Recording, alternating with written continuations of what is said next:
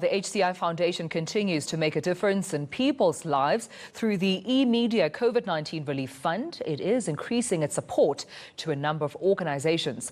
And one of them is the Love Trust. And I'm now joined by the Director of Academics at the organization, that's Silas Pillay. Silas, thank you so much for joining us, and thank you, for your time. I mean, your organization is a beneficiary of the COVID Relief Fund, but how has the food parcels been received in your community?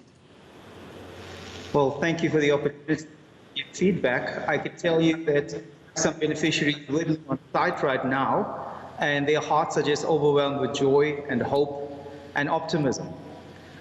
This really is a cold winter morning, but I can tell you that this spirit of Ubuntu and just love and community has really infused in our beneficiaries here in the Tembisa community.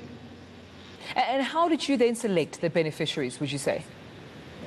Well, the Love Trust is a non-profit organization that was founded in 2009, and our core focus is to provide quality education to vulnerable children through a pre-primary and primary school, a teacher training academy, and we also lend a direct support program to around approximately 50 ECD centers that's startup pre-primary schools in Tembisa.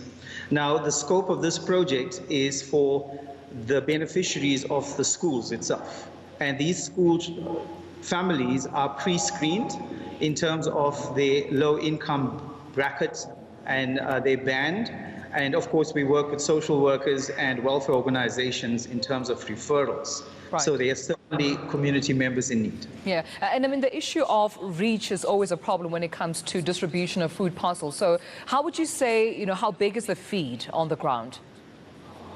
Well, speaking of our whole scope, we have 350 children. Right now, we are catering for families. So we have 290 families covered.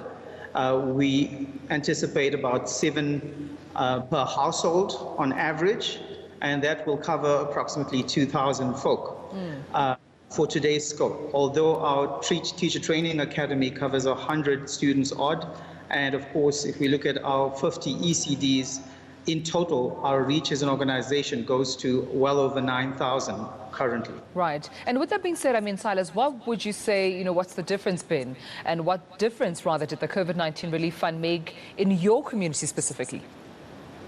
Well, I could tell you physical relief at a time like this I think the stats say that as 2.7 million children are at current without access to a learning center and a nutritional program. These community members that I'm dealing with now have been used to their children having nutrition provided, 2 full meals the Love Trust provides per day, together with snacks, and of course the children are bused to and from school to home. So this not just bringing physical relief, but psycho-social support. Our plea, and I think the parents' feeling of optimism, is around the fact that schooling for the disadvantaged communities will be also looked at in terms of the short term and medium term. Without the HCI Foundation and the Lunchbox program, we wouldn't have the meals that are provided. But I think our appeal is to donors and sponsors to continue looking at medium to long-term provisioning, which is the root eradication of poverty and inequity in our society. Absolutely. Well, thank you so much, Silas Pillay from the Love Trust, for joining us and further coordinating those food parcels, for showing that, Ubuntu need not end here. It needs to be a long-term commitment by every South African, as we've seen during this time.